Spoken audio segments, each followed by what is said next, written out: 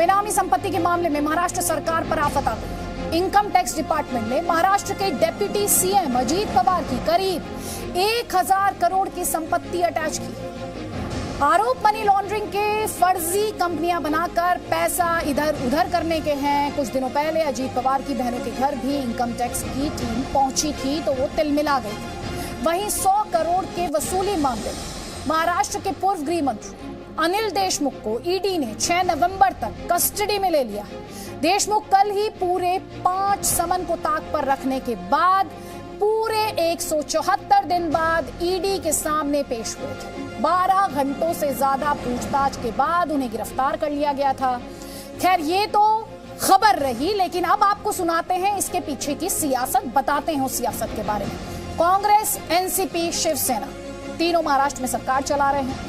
एक सुर में आरोप लगा रहे हैं कि मोदी सरकार और बीजेपी उनसे बदला ले रही है। लेकिन आरोप अगर भ्रष्टाचार के हों तो सवाल यह भी उठेगा कि बदले की बात कहां से आ रही है। इन्हीं के शब्दों में महाराष्ट्र में सरकार ना बना पाना, मिलीजुली सरकार को नहीं हिला पाने का बदला लेने की कोशिश की जा रही है और उसी का जवाब है सीबीआई जांच और ईडी जांच। तो यानी सियासत इस पर जमकर हो रही है। इनकम टैक्स छापेमारी पर सवाल उठ रहे हैं। तो क्या केंद्र की हो या राज्य की कोई जांच एजेंसी हो, क्या उसे जांच का हक नहीं है? क्या सारी एजेंसियों को क्या ताले में डाल देना चाहिए? क्योंकि जिस तरह के आरोप कांग्रेस, शिवसेना और एनसीपी इस वक्त केंद्र सरकार पर लगा रहे हैं जांच एजेंसियों को लेकर। आपको बता देते हैं कई खास मेहमान हमारे साथ हैं। बीजेपी का पक्ष रखने के लिए राम कदम हमारे साथ हैं, प्रवीण कुंटे एनसीपी का पक्ष रखने के लिए हमारे साथ हैं, आनंद दुबे शिवसेना का पक्ष रखने के लिए हमारे साथ, कांग्रेस पार्टी का पक्ष रखने के लिए तहसीन पूनावाला मुस्कुरा रहे हैं, अनुराग त्रिपाठी सीनियर जर्नलिस्ट हैं, वो भी हमारे साथ हैं। आप सभी का बहुत बहुत स्वागत है। राम कदम जी, मैं आपसे इस डिस्कशन की शुरुआत करूंगी क्योंकि सवाल आपसे है।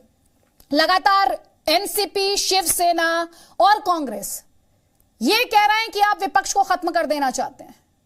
आप तिलमिला गए हैं कि आप महाराष्ट्र सरकार को हिला नहीं पाए। ये आपकी बौखलाहट है, बदला ले रहे हैं आप। राम कदम जी तक हमारी आवाज नहीं पहुंच पा रही है। प्रवीण कुंटे जी, आप तक आवाज पहुंच पा रही है? आप मुझे सुन पा रहे हो सर? तो सवाल सीधा सा है, अगर आरोप भ्रष्टाचार से जुड़े हुए हों, अगर आरोप बेनामी संपत्ति को लेकर हो तो सर जांच हो जाने दीजिए। भ्रष्टाचार की जांच पर आज क्यों?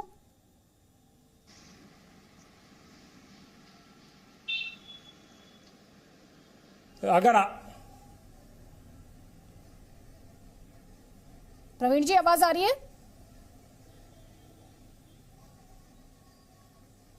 अगर आरोप की बात है तो महाराष्ट्र के विधान परिषद के विपक्ष के नेता भारतीय जनता पार्टी के प्रवीण जी दरेकर, इनके ऊपर 150 करोड़ के बैंक घोटाले का आरोप है। मैं पूछना चाहता हूं इस चैनल के माध्यम से, आज तक प्रवीण दरेकर के खिलाफ ईडी की इंक्वायरी क्यों नहीं हुई? पिछले 7 वर्षों से मोदी सरकार द्वारा राष्ट्रीय जांच एजेंसियों का जिस तरह से विपक्षी नेताओं को परेशान करने के लिए इस्तेमाल किया गया, पूरा देश जानता है। जिन भी नेताओं के खिलाफ ईडी की इंक्वायरी लगी है उनके आप नामों को तलाश लीजिए। छगन भुजबल महाराष्ट्र के एनसीपी के नेता, कर्नाटका कांग्रेस के नेता डीके शिव कुमार, ममता बनर्जी के सहयोगी, तमाम मंत्रिमंडल के उनके सहयोगी, शिवसेना के प्रताप सरनाईक, अनिल परब, बताइए ना आप पर जो आरोप है सर, आप उस पर पहले जवाब दीजिए। मैंने आपसे सिंपल सवाल पूछा है। बता दीजिए, पिछले 7 वर्षों में भारतीय जनता पार्टी के एक भी नेताओं की ईडी के मार्फत चौकसी क्यों नहीं हुई?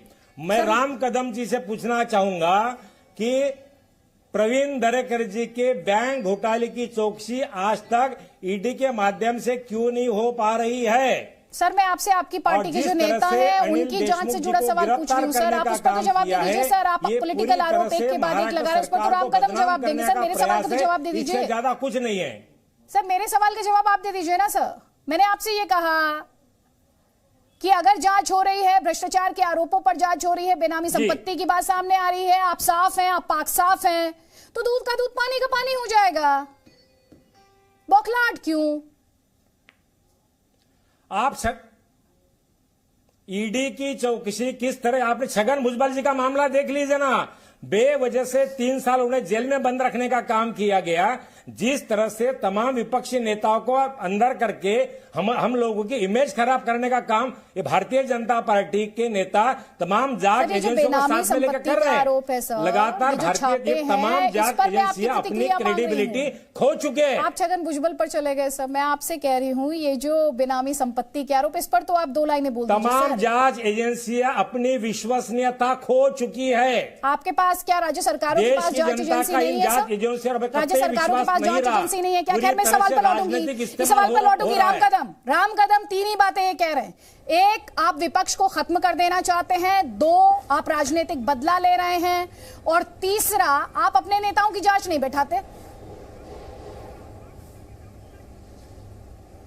आदित्य जी, जिस प्रकार से विगत 2 वर्षों के अंतराल में महाराष्ट्र की सरकार पूरे देश में बदनाम हो रही है, इनके वसूली के मामले धड़ल्ले से सामने आ रहे हैं।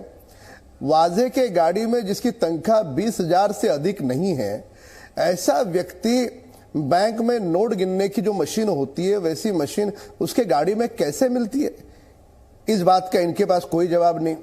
2-2 करोड़ की कई सारी गाड़ियां उसके पास कहां से आती है, इस बात का इनके पास जवाब नहीं है। जो व्यक्ति प्रोटोकॉल के तहत डीसीपी से बात नहीं कर सकता, वह व्यक्ति सीएम का लाडला क्यों था? वो गृह मंत्री जी का लाडला क्यों था? सस्पेंडेड ऑफिसर इन्होंने दोबारा सेवा में क्यों लिया? कई सारे सवाल है इनके पास। ये 3 जो इन्होंने जवाब दिए, जिलेबी की तरह गोल गोल घिसे पिटे, यह छोड़ करके इनके पास दूसरा क्या जवाब दे सकते हैं? यही बोलना, आरोप करना, ये इनकी राजनीतिक मजबूरी है। कभी भी इनकम टैक्स कार्रवाई करती है, पुख्ता कागजात के आधार पर अध्ययन करके, कई महीनों का अध्ययन होता है, उसके बाद कार्रवाई होती है। ये भली भांति जानते हैं और सारा देश देख रहा है कि जब महाराष्ट्र का विधानसभा सत्र जो बड़ा महत्वपूर्ण था, यह वाजे के लिए 3 दिन तक बंद था, उसके बावजूद भी पूरी की पूरी 3 दलों की सरकार उसकी वकालत क्यों कर रही थी? अब इन सारे बिंदुओं को जोड़ने के बाद यदि मुंबई जैसे शहर से महीने के 100 करोड़, तो पूरे महाराष्ट्र से कितने, और सारे डिपार्टमेंट को जोड़ा जाए तो कितने लाख करोड़ की वसूली? राम कदम जी, आपसे भी जो मैंने सवाल पूछा सर, आप उसका जवाब नहीं दे रहे हैं। या सर, नोट छापने की फैक्ट्री चला रहे थे। आपको काउंटर करना चाह रहे हैं, आप काउंटर ले लीजिए सर, क्योंकि मैंने आपसे सवाल पूछा। जितने भी विरोधी हैं आपके, वो कह रहे हैं कि आप विपक्ष को खत्म करना चाहते हैं।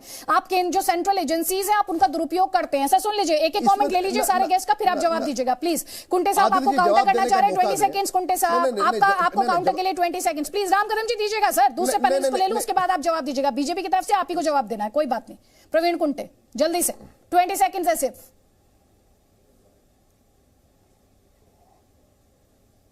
क्योंकि 105 विधायक रहने के बावजूद भारतीय जनता पार्टी को विपक्ष में रहना पड़ा। आज तक वो बात भारतीय जनता पार्टी के नेता हजम नहीं कर पा रहे। आज भी उनको दिन दहाड़े सपने आते हैं कि मैं फिर से मी पुन्हा येणार। ये जिस तरह से भारतीय जनता पार्टी ने मुगालता पा रहे, जब देखा कि उनके सपने नहीं पूरे हो रहे, तो किसी भी तरह इस सरकार को बदनाम करने की साजिश के लिए तमाम जांच एजेंसियों का दुरुपयोग करने का काम यह सरकार ठीक है सर, अब आप ये अपना आरोप दोहरा रहे हैं। आप कह रहे हैं सरकार नहीं बनाने की खींच है और आपकी सरकार को बदनाम करने की साजिश है। ठीक है सर, तहसीन पूनावाला जल्दी से एक कमेंट आप करा। मैं आपको एक बार तहसीन पूनावाला का व्यू पॉइंट ले लूं, उसके बाद फ्लोर दूंगी सर प्लीज। तहसीन पूनावाला, सवाल सिंपल है। हर बार जांच एजेंसी को कटघरा में खड़ा करने से, कटघरे में खड़ा कर देने से अपने ऊपर उठने वाले जो सवाल है तहसीन पूनावाला, वो तो खत्म नहीं होते हैं। बिल्कुल, मैं मानता हूं। आप ही के शो में, आपके जी न्यूज पे था, ये एजेंसी ने कहा चिदम्बरम साहब के पास स्विट्जरलैंड में टेनिस कोर्ट है, बॉम्बे में नाइट क्लब है, आज तक रुके कहाँ है वो? अब कह रहे अजीत दादा पवार के पास ये है, उनके पास वो है। राम कदम भाई आपके शो में बैठे हैं, उनको पूछो परमवीर सिंह उनका चाहता फडणवीस का डार्लिंग किधर है, क्यों भाग गया? जिस व्यक्ति ने आरोप लगाया, समझो मुझ पर आरोप लगाया, मैं तो सामने हाजिर हुआ, एजेंसी के अरेस्ट हुआ, परमवीर सिंह किधर है, भाग क्यों गया? पुलिस कमिश्नर के पीछे लॉकआउट विटनेस। मैं अपने बात यहां समाप्त करता हूं दिनकर की कविता के 2 पंक्तियों के साथ। मोदी इंसाफ दे न सका, आशीष समाज की ले न सका, उल्टे विपक्ष को बांधने चला, जो था असाध्य साधने चला। जब नाच मनुष्य पर छाता है, पहले विवेक मर जाता है। इनका विवेक मर गया है। ठीक है राम कदम जी, मैं एक बात स्पष्ट करते हुए, भाषा को लेकर मर्यादा का हम ध्यान रखें। जो पब्लिक स्पेस में, क्योंकि हमारा जो शो है करोड़ों लोग देखते हैं, तो भाषा को लेकर भी संयम और तार्किक तौर पर हम यहां पर बात करें। राम कदम जी, सवाल वही, उन्होंने कहा परमवीर सिंह कहां है, जिन्होंने आरोप लगाए वो कहां है, और साथ ही हमने वो रिएक्शन भी सुनवाया जिसमें कहा गया कि वो भागे नहीं, भगाया गया उन्हें। आपका जवाब सर। आदित्य जी, मैं कह दूं कि ये महाराष्ट्र के 3 दल सरकार नहीं बल्कि नोट छापने की फैक्ट्री चला रहे हैं। और रहा सवाल परमवीर को मुंबई का पुलिस कमिश्नर हमने नहीं बनाया, इन 3 दलों ने बनाया है। वो लाडला हमारा नहीं, इन 3 दलों का लाडला है। सामना एडिटोरियल निकालिए, यहां पर वरिष्ठ पत्रकार अनुराग भैया बैठे हैं, उनसे पूछिए कि परमवीर के तारीफ के फुल मुख्यमंत्री समेत ये तीनों दल कर रहे थे। कौन से वक्त तक कर रहे थे? जब तक परमवीर सिंह ने इन सरकार पर आरोप नहीं किए। आरोप करते तुरंत रातों रात सरकार ने पुलिस को आदेश देकर के सब जगह पे एफआईआर दर्ज किए गए। तो ये लाडला तहसीन भाई, ये महाराष्ट्र सरकार का लाडला होगा। हम किसी भी भ्रष्टाचार का समर्थन नहीं करते, ये पहला बिंदु। और दूसरा बिंदु स्पष्टता के साथ यहां बता दूं कि रहा सवाल डीजी रैंक का अफसर, महाराष्ट्र सरकार वो कहां गया इसकी जानकारी नहीं रख पाती, उसकी सुरक्षा नहीं कर पाती, तो 12 करोड़ जनता की सुरक्षा ये कैसे करेंगे? पूरी तरह से आपराधिक मामलों में लिप्त और वसूली के मामले में व्यस्त ये सरकार है।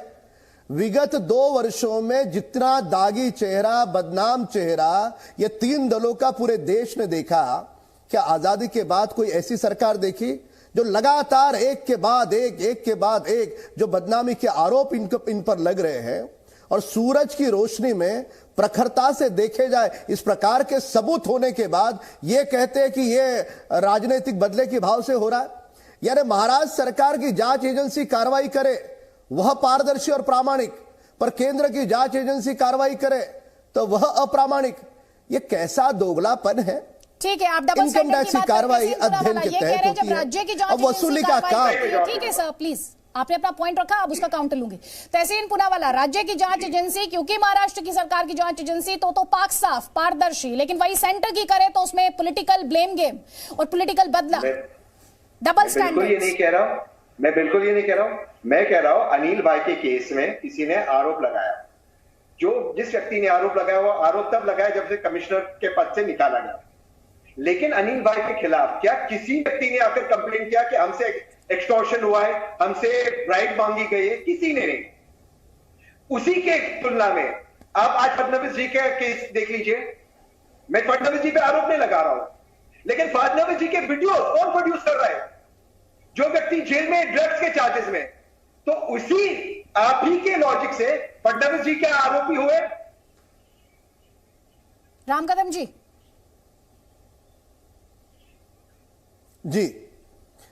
ने फडणवीस जी पर जो आरोप नवाब मलिक जी ने लगाया, एक फोटो साझा करके क्या आरोप लगते हैं?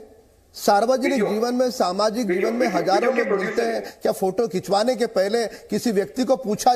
ना, सुन लीजिए, अब सुन लीजिए। क्या फोटो खिंचवाने के पहले क्या उससे बायोडाटा पूछा जाता है? जो गाना बनाया गया, उस गाना बनाने वाले जो जनहित में गाना था, उस कंपनी ने उसे हायर किया हुआ है, ये पूरी तरह से बता चुके हैं। और ये 4 साल पुराना फोटो है। देवेंद्र जी का भी उसके साथ फोटो है। नवाब मलिक जी ने वो फोटो क्यों नहीं डाला? इस बात का जवाब तहसीन जी आप कब दोगे कि रोजाना पत्रकार वार्ता लेने की नवाब मलिक जी को क्या कारण है? 2 पत्रकार वार्ता लेकर के सारे बिंदु रखते। किसी अफसर का जाति, धर्म, उसकी मां, पिता, बहन, यह महत्वपूर्ण है, या ड्रग माफिया के विरोध में कार्रवाई कर रहे हैं वे महत्वपूर्ण है? ये दूसरे पहलू को ये पहले पहलू के साथ जोड़कर लोगों का ध्यान क्यों भटका रहे हैं नवाब मलिक? क्या इसका जवाब है आपके पास? क्या ड्रग माफिया से भी करोड़ों की वसूली आ रही है? इसके कारण उनका समर्थन करना, बचाव करना, ये महाराष्ट्र सरकार की राजनीतिक मजबूरी है। ठीक है, आप कह रहे हैं, वो कह रहे हैं, आप उनकी सरकार को बदनाम करना चाहते हैं, आप में राजनीतिक द्वेष है, आप राजनीतिक बदला ले रहे हैं। सर, उन आरोपों पर भी आपको जवाब देना पड़ेगा। आनंद दुबे, भ्रष्टाचार के खिलाफ एक्शन, अगर आरोप है तो जांच होगी, जांच से दिक्कत क्या है?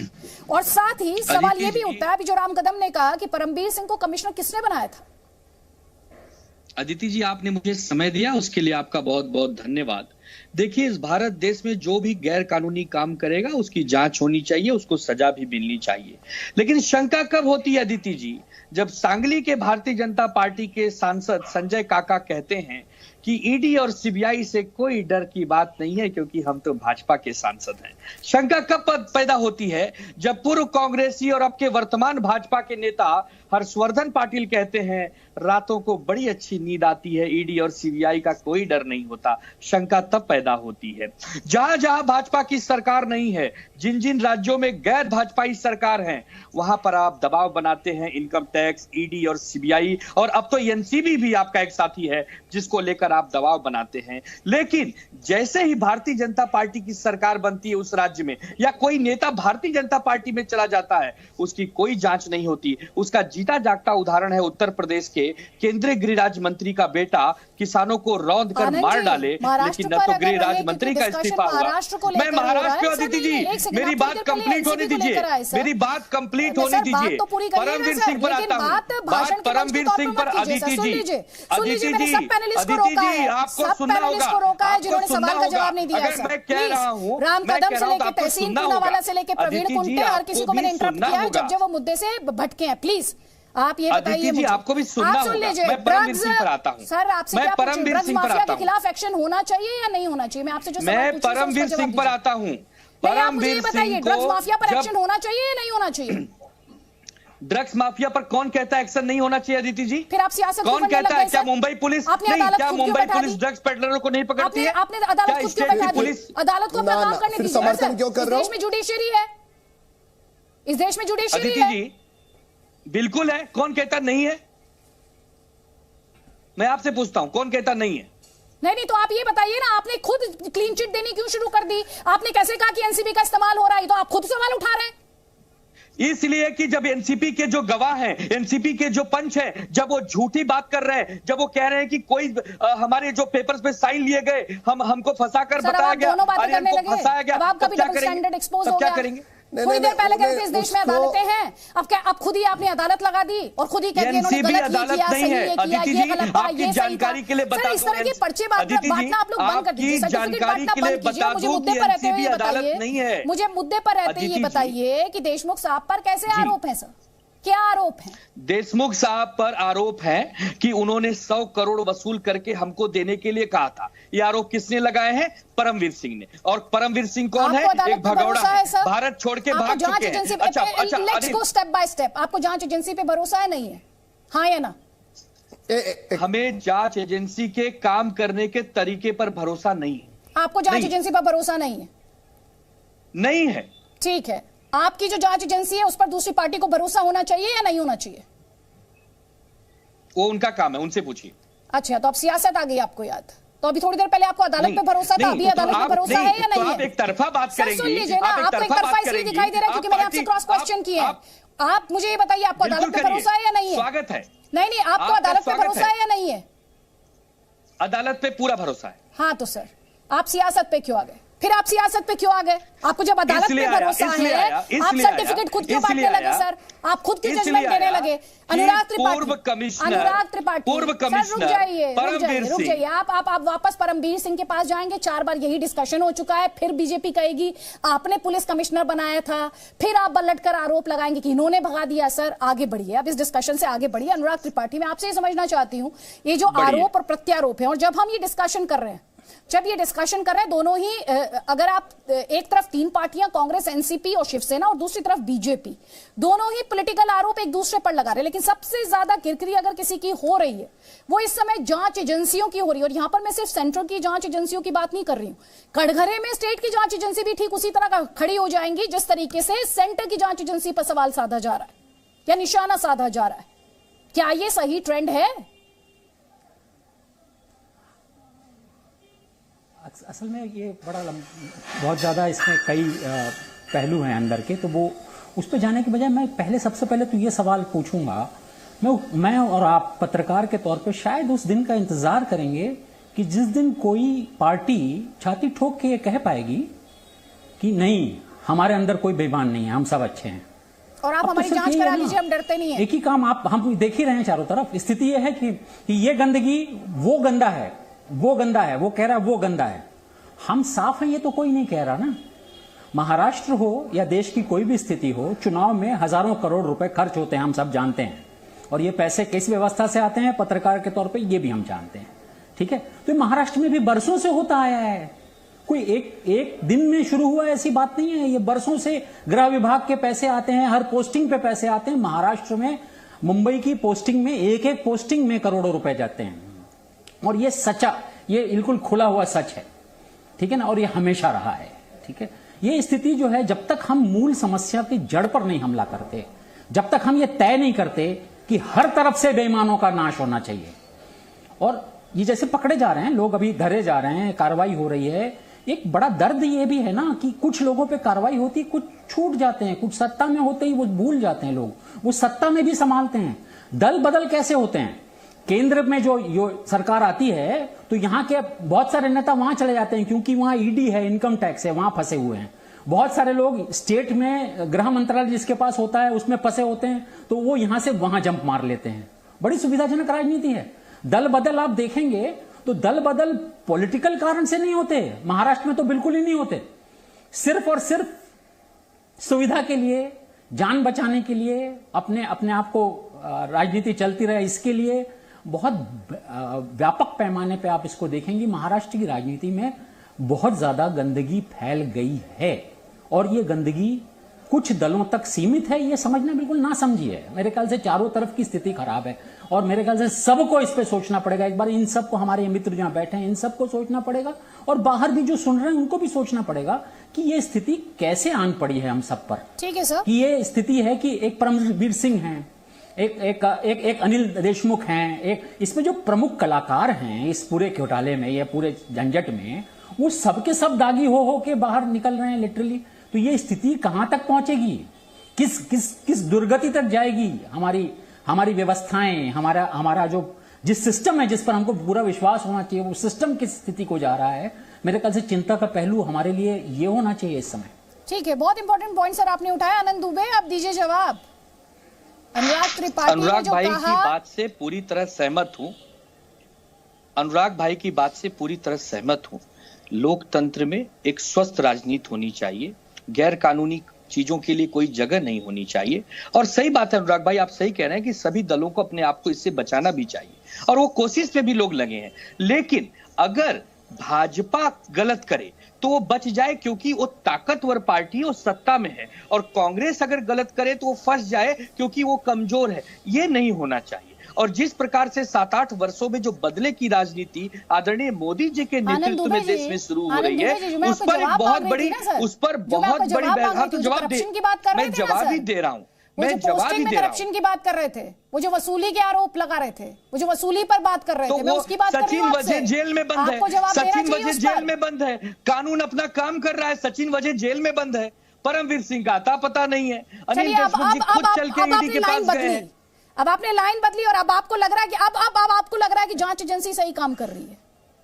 अदिति जी, यार आप बार बार जांच एजेंसी और अदालत में थोड़ा फर्क कर दीजिए। सर मैं तो फर्क कर रही हूं, आपको फर्क नहीं समझ आ रहा है, आप ही नहीं कर पा रहे हैं फर्क। आपको ही मैं याद दिला रही हूँ, जांच एजेंसी का बार बार आपको यही याद दिला रही हूँ कि जांच एजेंसी पर भरोसा नहीं तो अदालतों पर तो है ना आपको। अलग चीज है, वहां हो जाएगा इंसाफ, लेकिन आपसे जो आरोप को लेकर सवाल पूछ रही है उस पर जवाब नहीं देते बन रहा है आपसे। उसी पे जवाब दे रहा हूं कि जांच एजेंसियों पे 100% भरोसा नहीं है, लेकिन आपको भरोसा नहीं है, फिर क्यों भेज दिया कस्टडी में? आपको भरोसा नहीं है इस डिस्कशन में। अदालत में ही पेशी हुई थी ना सर, अदालत में ही पेशी हुई थी, कहीं नुक्कड़ पे तो कराई नहीं गई होगी जांच एजेंसी द्वारा पेशी, अदालत में ही हुई थी ना सर। कस्टडी में भेजा ना अदालत ने, भेजा या नहीं भेजा? नहीं भेजा है तो उसके बाद बेल भी तो मिलते हैं लोगों को। हाँ ठीक है सर, तो आप जिस तरीके से जांच एजेंसियों को सिरे से खारिज कर रहे हैं सर, कम से कम उसमें तो थोड़ा सा संयम बरत लीजिए। जहां जहां भाजपा की सरकार नहीं है, अब आप पॉलिटिक्स पे जांच एजेंसियां दुरुपयोग करती हैं, ये अदिति जी आपको मानना होगा। सर मैं तो ये जानती हूं कि जहां जहां राज्य सरकारों की भी एजेंसियां हैं, आप सभी लोग, अभी थोड़ी देर पहले अनुराग जी ने बहुत क्लियरली कहा कि कटघरे में आप सभी हैं, कटघरे में सभी हैं। आपको मैं थोड़ा सा दुरुस्त कर तो भाई इससे नहीं, आपका ज्ञान थोड़ा सा दुरुस्त कर देती हूँ। आप मुझसे सिर्फ ये कहलवाना चाहते हैं, जो आप मुझसे कहलवाना चाहते हैं सर, वो हर पॉलिटिकल पार्टी पर लागू होता है और उस पर जवाब आपको देना है। जो आरोप अभी लगाया अनुराग त्रिपाठी ने, उस पर तो बोल दीजिए सर। उस करप्शन पर तो किसी की जिम्मेदारी होगी, जवाबदेही होगी। कि अनुराग जी ने जो कहा है वो 100% है, लेकिन राम भाई भी तो उससे स्वीकारे, हम अकेले कितना स्वीकारें? तो आप मानते हैं वसूली की जाती है, लेकिन राम भाई नहीं स्वीकारते ना। राम भाई कह रहे हैं कि नहीं, केवल महाविकास आघाड़ी दोषी है, लेकिन भारतीय जनता पार्टी नहीं। आप मान रहे हैं महाविकास आघाड़ी ये कर रहा है, आप ये तो मान रहे हैं अब? नहीं, मैं ये नहीं कह रहा, मैंने कहा मेरा एक ही कहना है कि सब में दोष है, दोष सब में है अदिति जी, दोष सब में है, लेकिन हम तो मानते हैं सामने वाला दोष है। अरे इस धरती पर कौन सा ऐसा इंसान है जिसमें दोष नहीं है? वसूली आप करते हैं? नहीं है अदिति जी, आप में नहीं है? नहीं सर, मेरे दोष के बारे में बात करने का अधिकार सर आपको तो कम से कम इस पैनल पे नहीं है। और मैं वसूली नहीं करती, ना मैं सरकार चलाती। सुन लीजिए सर, सुन लीजिए, मैं सिर्फ सवाल करती हूँ जो आपको चुभ रहा है। मुझ पर निजी हमले करने से कुछ नहीं होगा सर। ना मैं सरकार में हूं, ना मैं सत्ता पक्ष में हूं, ना मेरी सत्ता पक्ष के लिहाज से जवाबदेही है। मेरी जवाबदेही मेरे व्यूअर के लिए है, मैं उसी से जुड़े हुए सवाल लगातार पूछ रही हूं। इस धरती पर ठीक है सर, तो मुझे मत बताइए, आप ये मानते हैं? सुन लीजिए सर, जो अनुराग त्रिपाठी ने अभी कहा करप्शन है, पोस्टिंग में पैसा लिया जाता है, ये नोन फैक्ट है, आप भी मान रहे हैं जी न्यूज के इस डिस्कशन में। तो भारतीय जनता पार्टी को क्या हो रहा है? सर मैं आपसे पूछ रही हूँ, आपको बीजेपी की पड़ी है सर, बीजेपी पे जवाब देगा बीजेपी का प्रवक्ता। आप अपनी पार्टी पे दीजिए ना। कोई सत्य, चलिए आपने कबूल कर लिया, आप पाक साफ नहीं है, कबूल कर लिया ना आपने। विश्व स्तर पर है सर, जब आप खुद ही मान रहे हैं कि आप पाक साफ नहीं है, तो फिर आप जांच एजेंसी पर किस तरह से सवाल उठा रहे हैं सर? आप फंस गए। अगर अनुराग त्रिपाठी जी को आप फंस गए हैं सर, आप फंस गए हैं, आप खुद मान रहे हैं कि ये एग्जिस्ट करता है। ठीक है, राम कदम जी को झुठलाया जाए। राम कदम जी ये कह रहे हैं हम तो मानते हैं हम पाक साफ नहीं है। तहसीन दूंगी आपको फ्लोर, तहसीन फ्लोर दूंगी। एक सेकंड, एक काउंटर लूंगी राम कदम जी का। राम कदम जी ये कह रहे हैं हम तो करप्ट है, मान रहे हैं, यही कह रहे हैं ना आदित्य? आनंद दुबे जी यही कहा ना आपने? हाँ, हम मान रहे हैं हम करप्ट है। आदित्य जी बोलिए राम कदम जी। आपके शब्द, आपके शब्द, आपके मुख बहुत बढ़िया।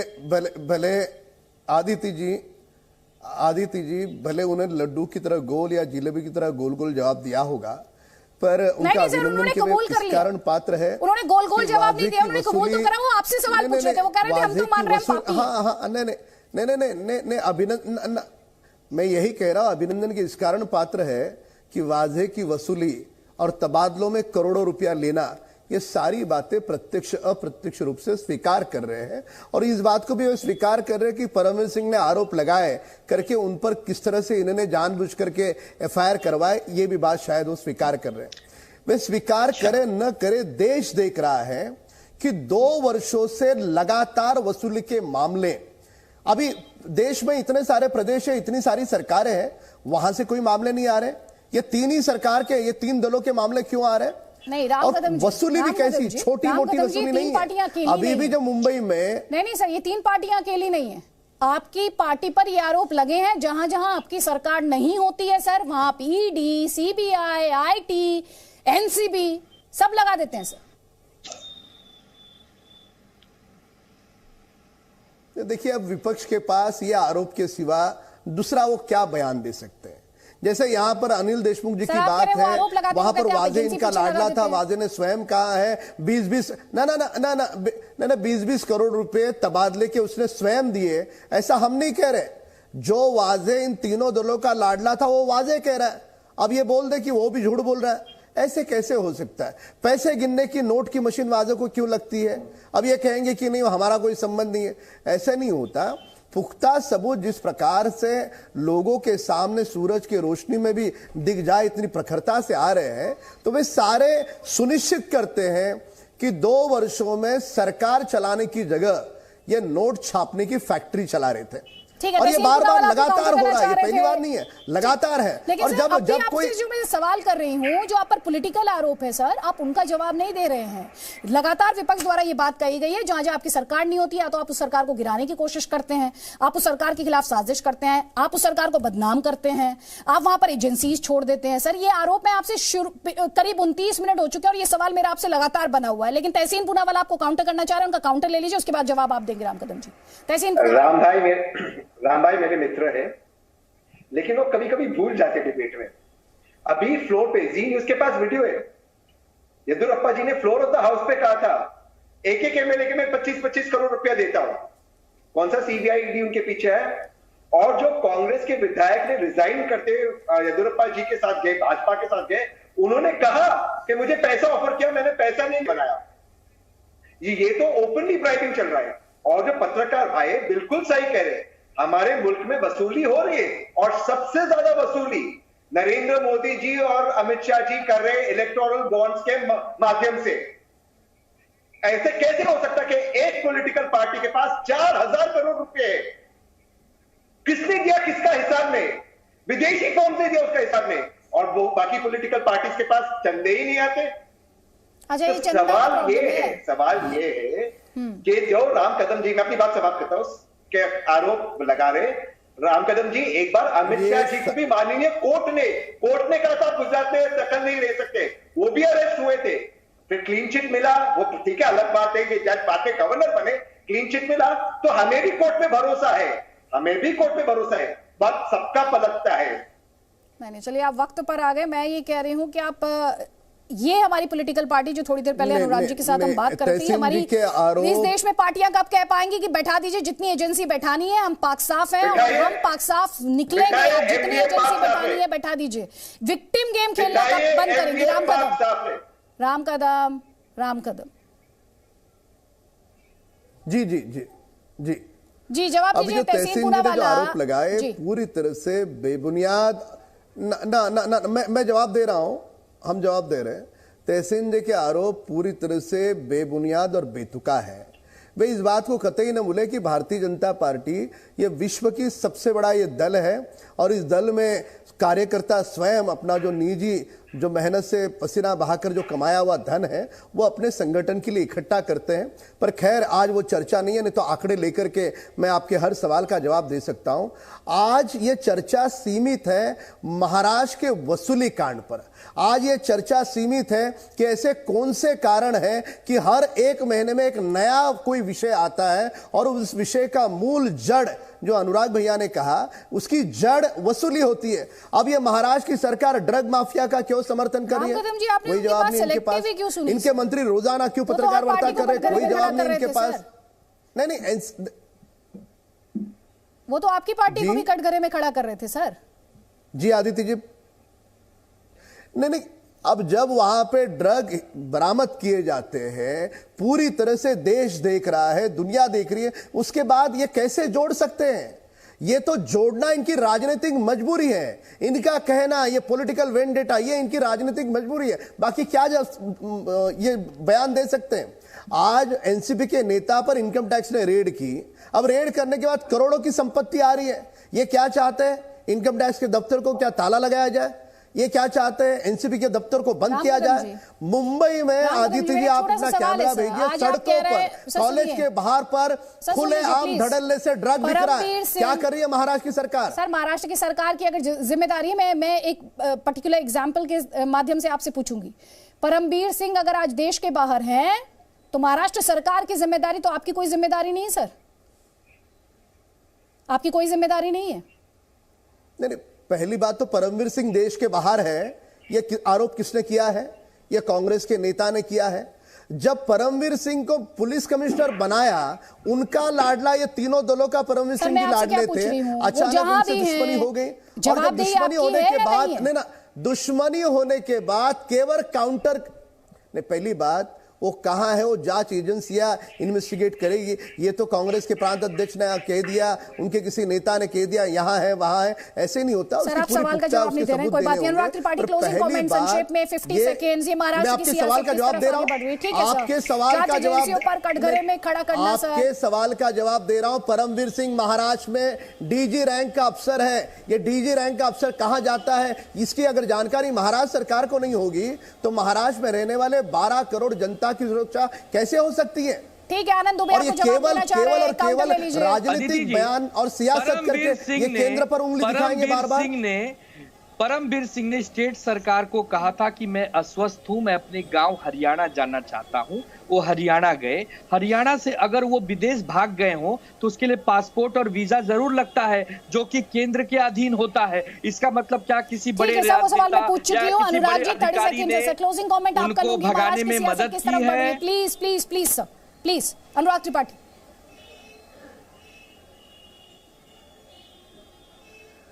देखिए, चर्चा फिर भी मूल उस पर लौट नहीं रही जिस पर मैं आपको इशारा कर रहा था। मेरा ये मानना ये है कि व्यवस्था ही इतनी दूषित हो गई है कि अब शायद कोई उपाय भी मुझे नहीं दिख रहा। सत्ताएं बदलती हैं, सरकारें बदलती हैं, मंत्रालय में दलाल बदलते मैं नहीं देखता। शायद कुछ नए दलाल जुड़ जाते हैं और वो फिर बने रहते हैं बाद में, वो सरकार के जाने के बाद भी। एक बहुत बड़ी कठोर यथार्थ की सच्चाई है, सारे अफसरों के तबादलों के लिए कुछ अलग आदमी होते हैं हर सरकार में, एक्स्ट्रा कॉन्स्टिट्यूशनल आदमी जो तय करते हैं कि ये तो आप पुलिस की पोस्टिंग कर रहे हैं, मैं कह रहा हूं आईएएस अफसरों की पोस्टिंग के लिए भी बहुत बड़ा एक अलग नेटवर्क काम करता है जो सब जानते हैं। ये ऐसा नहीं है कि मैं ऐसा बहुत बड़ा रहस्य खोल रहा हूं सबके सामने। तो वो सरकारें, व्यवस्थाएं, ये चीजें जो हैं, इसमें धीरे धीरे सब कुछ गंदला होता जा रहा है। उसमें कुछ स्वच्छता आनी चाहिए मेरे ख्याल से। ये अब जनता ही कुछ करेगी तो करेगी, वरना तो ये व्यवस्था अपने आप को ठीक करेगी। प्रत्यारोपों के बीच किस तरफ आगे बढ़ती है। आप सभी मेहमानों का तहसीन पूनावाला, राम कदम, प्रवीण कुंटे, आनंद दुबे और अनुराग त्रिपाठी, बहुत बहुत शुक्रिया। आपने जी न्यूज़ के लिए वक्त निकाला है, लेकिन ये स्पष्ट करते हुए अगर किसी पर आरोप हैं तो उस पर जांच होनी चाहिए। और इस देश में इंसाफ के लिए अदालतें हैं, ऐसे में सियासी पार्टियों को सर्टिफिकेट बांटने से बचना चाहिए। Presenting B News app available on Google Play and App Store. Download it now.